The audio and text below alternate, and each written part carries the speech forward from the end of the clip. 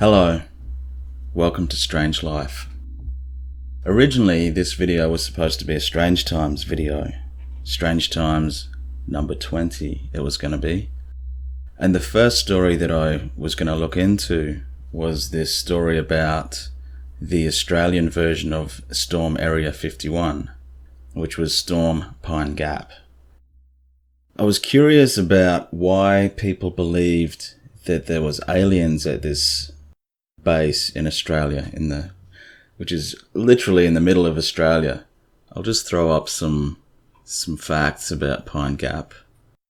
Officially, it's called the Joint Defence Facility Pine Gap. The station is partly run by the US Central Intelligence Agency, CIA, US National Security Agency, the NSA, and US National Reconnaissance Office, NRO. And I think there's some Aussies involved too, probably in the background, serving coffee. Central Australia was chosen because it is too remote for spy ships passing in international waters to intercept any signals from the base. And as you can see on the map there, there's a lot of land between Pine Gap and the oceans. The location is also strategically significant because from there, Pine Gap controls the United States spy satellites as they pass over 1/3 of the globe, including regions like China, the Asian parts of Russia, and the Middle East. So it's a pretty important base for the US and allies. So anyway, as I said, I was looking into why people believe that there are aliens at this base. And while I was searching, I came across this old, I think it's an Australian website, that sort of catalogues underground bases. And so let's start there and see what information this website has on Pine Gap. I have a feeling it's going to be a little bit out there. Okay. It's pretty clear what that looks like. A stone snowman without arms. Subterranean bases. Let's get into it. So this information that I'm about to read out, the author of the website has sourced from a book entitled The Transformation of America by Cathy O'Brien.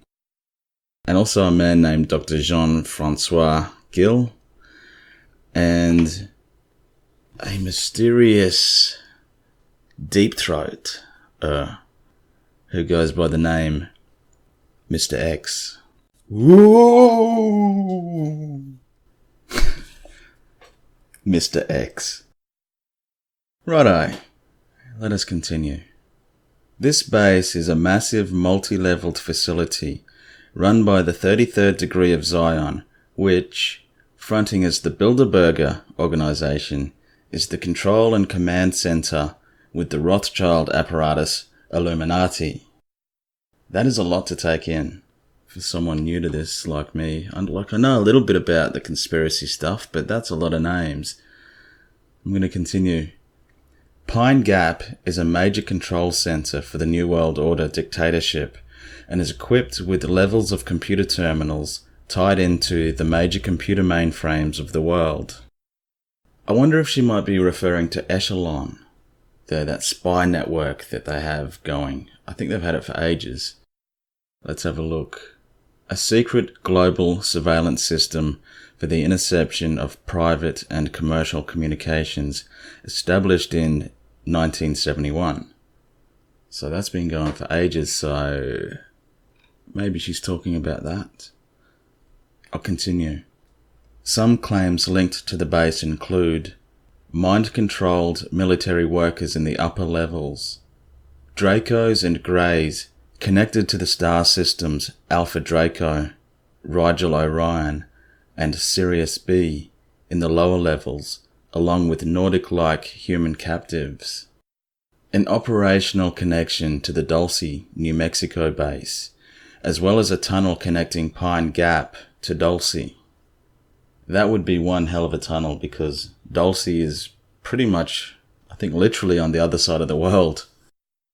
Somebody who goes by the name Mr. X has claimed that at least 1/3 of this Illuminati are shape-shifting reptiloids posing as humans via a laser hologram device which is attached to their belts. Kathy O'Brien, the author of Transformation of America, claims that the Jesuit Lodge has been completely infiltrated by physical reptilian entities who are fifth-dimensional reptilian parasites using human host bodies and implanted clones, etc. Holy shit, that's pretty full on. But how the hell did we get from Pine Gap to the Jesuit Lodge? I guess they're connected to Pine Gap somehow as well. Oh no, they're connected to the Illuminati, aren't they? Yes. Further along in the website, there is mention of this mountain in Australia, which is pretty close to Pine Gap. It's only about 150 k's away. And this mountain is called Mount Zeal. The following information is according to a guy called James Casbolt, otherwise known as Michael Prince. And I've had a quick look at this guy on YouTube, and I gotta be honest with ya, he comes across a little bit dodgy to me. He says he's a super soldier. Anyway, let me read on. Mount Zeal is an underground facility in Australia's Northern Territory, according to my NSA contact, called X3. Right. The Mount Zeal underground facility is the twin facility to the Pine Gap base in Central Australia. The following is part of an eyes-only document that was given to me by X3 regarding Pine Gap. The Mount Zeal underground base is an Anunnaki stronghold.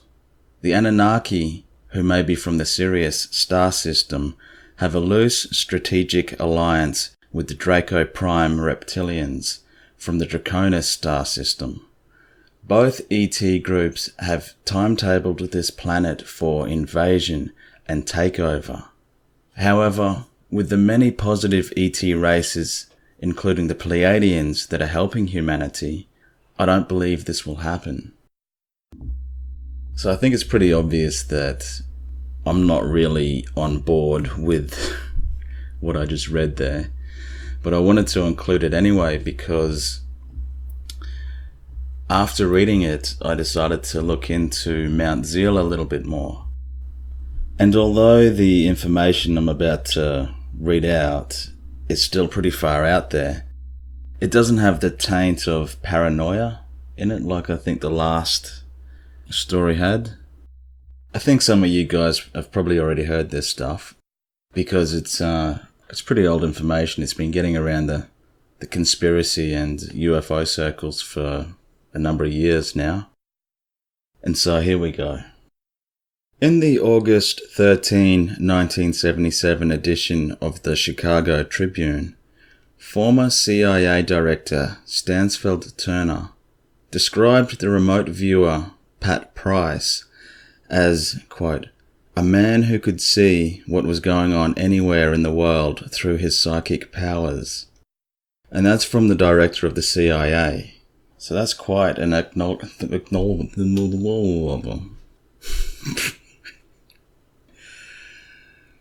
One day in 1973, Pat Price walked into Hal Puthoff's office, tossed a file on his desk, and said, "You might be interested in these UFO bases." Price believed that ETs had established 4 underground bases. He had remote viewed them and provided Puthoff with descriptions of their locations and functions. Hal Puthoff, who was a PhD, founded and directed the CIA-funded remote viewing program at SRI from 1972 to 1985. Price, who died under mysterious circumstances in 1975, was believable and had a proven remote viewing track record. He had neither an agenda nor an axe to grind. Puthoff later passed the same folder on to the remote viewer known as F. Holmes Atwater, in the early 80s saying the same thing. You might be interested in this. Pat Price's report stated that the base's primary purpose was to reinforce BTL implants, transport of new recruits, and an overall monitoring function. Today, Atwater still has no idea what BTL implants are, and to his knowledge, no one has remote viewed them. Isn't that like a bacon, tomato and lettuce sandwich or something? Price also reported that the base inhabitants looked like us, Homo sapiens, except for the heart, lungs, blood and eyes. He reported that the sites were highly protected from discovery. They were mutually supportive of each other, and they had very high technology. He also noted that they used thought transfer for motor control of us. So where are these bases? The first is at Mount Perdido in the Pyrenees Mountains between France and Spain. Quote, "A famous set of caves in the Pyrenees have ancient drawings of ancient astronauts and flying spacecraft," Atwater explained, "and there have been a number of sightings there."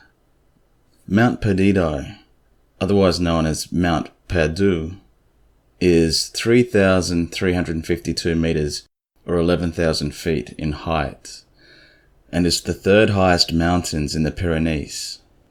Price reported that the main base was protected by a 2-mile-wide perimeter with detectors.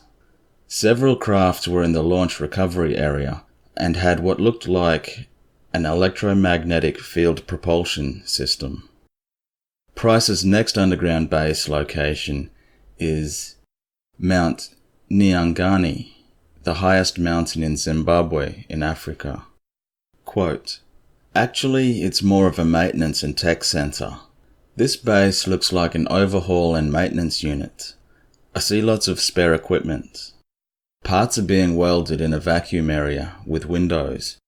The parts are fused. A greyish-white powder is pasted on both parts and then fused." His attention was drawn to a unit that several were working on.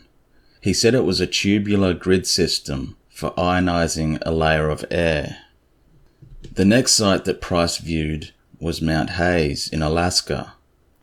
It appears to be a weather and geological center and has similar security measures as the other bases to prevent discovery. He described computer equipment, and he followed leads from an oscilloscope, which led to a small box-like structure which contained rotational antenna that sat on top of a mountain peak. The receiver seemed to be part of a detection system.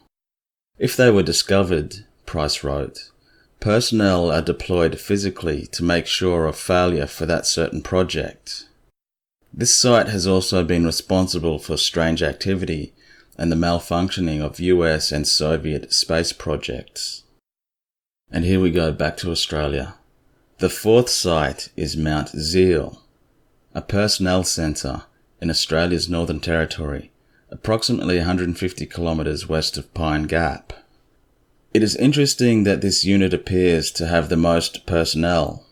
There are personnel from the other 3 sites here. It's like a rest and recreation area. For a few moments, Price felt slightly disoriented and decided that they had detected him, so he led them to Melbourne. Price returned to the site and saw vehicles from other bases, with each having different ID marks that corresponded to each site's different functions. Mount Zeil had personnel from all of the bases and is also the Homo sapiens introduction point, he observed. Price also noted that the site should be approached with caution because the area was under alert during that moment. Hal Puthoff, the man who received the documents from Price, was at the time friends with the CIA station chief of Pine Gap. He asked his friend whether there was anything strange going on in the area, to which his friend replied that there was nothing unusual happening unless you include the recent UFO reports from the Mount Zeal area. Besides this story from Pat Price, I couldn't really find any more reports or stories about aliens or UFOs around the Pine Gap, Mount Zeal area. And so I wonder if this idea that Pine Gap is host to a bunch of extraterrestrials, I wonder if it all just comes from this story by Pat Price. And you can see that Mount Zeal is in the middle of nowhere. And besides the odd tour group, there's not going to be many reports because it's literally, there's nothing around. And so, yeah, I guess it probably would make a good base for aliens. It's very remote. But as I was looking for info on Mount Zeal, I did come across another strange locality in Australia, another mountain. It's in Cooktown in far north Queensland, and it's called Black Mountain. South of Cooktown in North Queensland is the 900-foot tall Black Mountain, also known by the Aboriginals as Kalkajaka, which means spear. Appearing as a huge pile of dark boulders 2 miles long, it has great spiritual and cultural relevance to the first people of that land, and a long history of disappearances for those who dare to enter the mountain. Geologists place it at about 250 million years old. They tell us that hardened magma production had gradually eroded and the soil around it has been washed off, exposing more and more of its surface until it reached its present height of 900 feet, which is about 300 meters. Here's a timeline for some of the strange disappearances around the mountain. July 1872, a courier named Philip Grainer goes out looking for a stray calf. He, his horse, and the calf never return. Circa the 1800s, notorious criminal Sugarfoot Jack and his accomplices flee to Black Mountain following a shootout. They are never seen again, despite an exhaustive police search. November 1882, 2 cattlemen, Harry Owens and George Hawkins, disappear while looking for stray cattle around Black Mountain, as does one of the police trackers searching for the missing men. A second tracker returns completely unhinged and unable to provide a coherent report. 1890. Constable Ryan tracks a fugitive to a cave at Black Mountain. He enters to see if the fugitive might be hiding inside. According to those present, he never came back out. 1892. Prospector James Wren vanishes while fossicking at Black Mountain. Circa 1920. 2 young explorers determined to solve the mysterious disappearances go missing themselves, along with some of the trackers who go looking for them. 1928. Prospector Q. Packer goes missing while fossicking at Black Mountain. His body is later found next to his rifle, with a bullet wound to his head. 1932. Traveller Harry Page goes missing while hiking on Black Mountain, and was later found dead from unknown causes. There was also one man who was armed with a revolver and an electric torch who penetrated the caves, one of which descended and narrowed, and deep within he encountered bats and a sickly, musty stench, and then his torch went out. He crawled for 5 hours through stench-filled caverns, encountering deep precipices and black chambers, until he saw a distant light, which he climbed towards until he reached the surface. The indigenous traditional owners called the Black Mountain Kalkajaka, and say it's a sacred battlefield for both spirits and ancient warring clan groups. Listen as locals Harry Ludwig and Auntie Mary Shipton describe Kalkajaka from an indigenous perspective. The story from my grandfather was about two brothers. They were giants and they were in love with the same woman. They made piles of stones there, the granite boulders that are there today.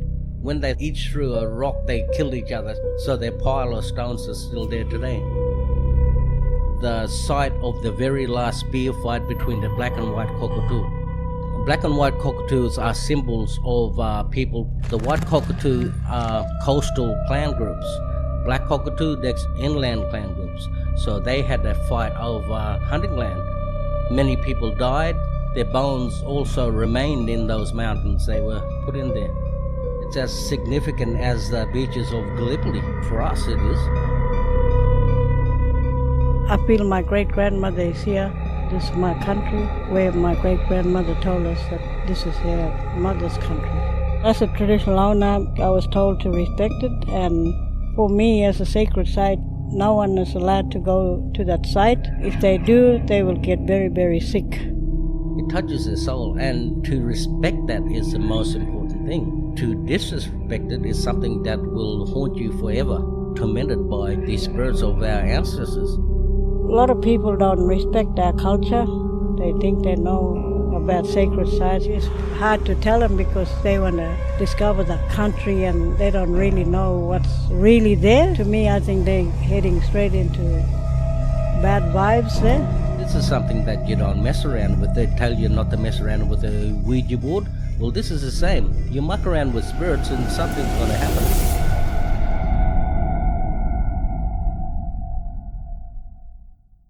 Mr. Ludwig, from the previous soundbite, believes in Black Mountain's dark forces, which is why he warns people not to enter the site, a mistake his friend from Sydney made during a visit.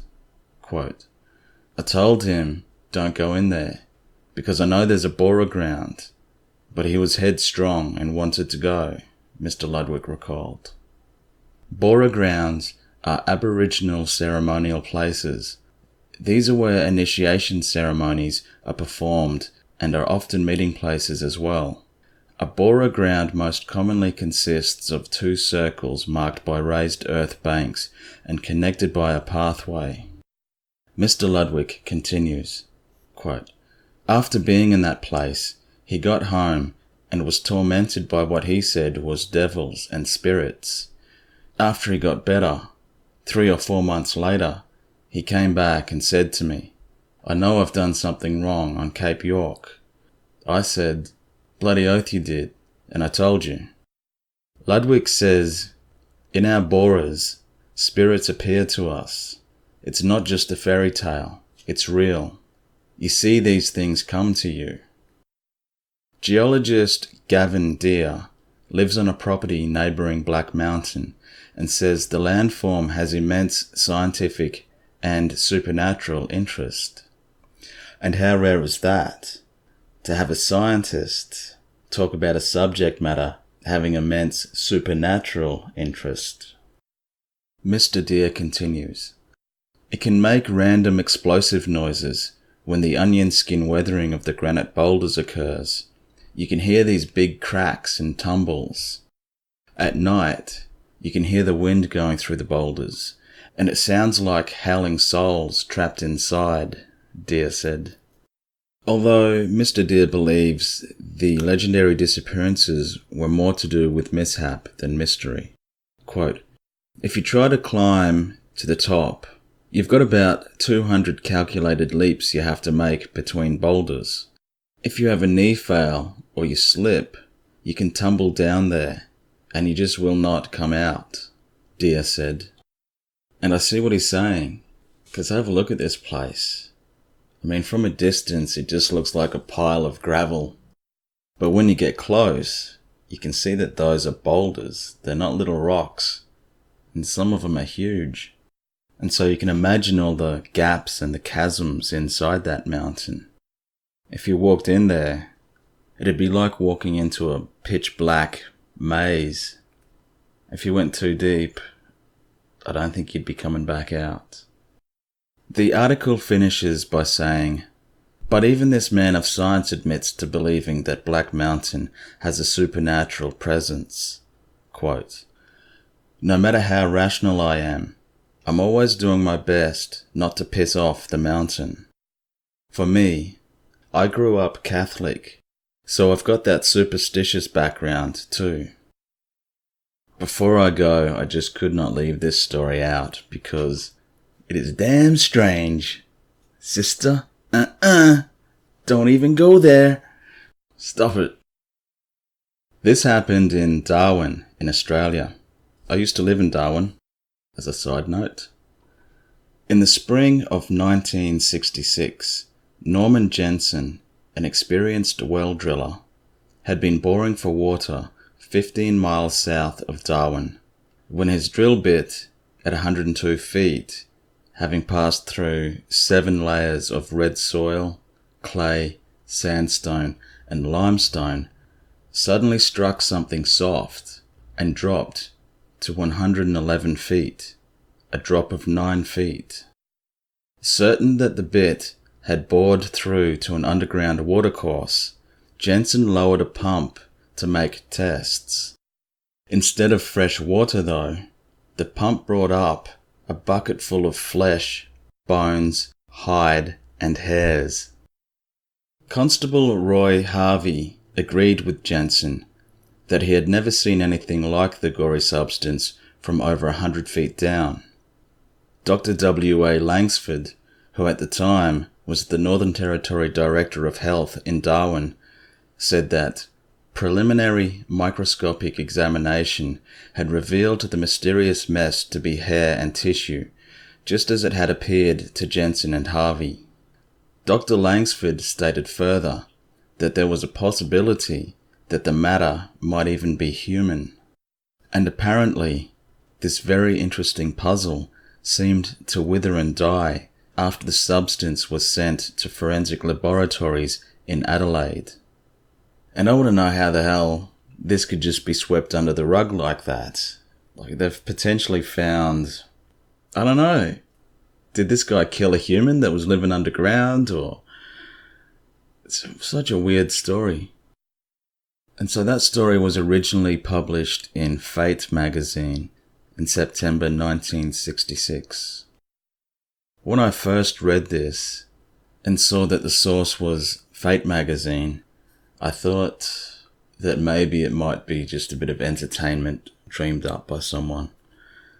But I decided to have a bit of a closer look anyway, and I found that Constable Roy Harvey actually was a real police officer who served in Darwin during the time of this incident, as was Dr. W.A. Langsford, the Northern Territory Director of Health in Darwin during that time back in '66.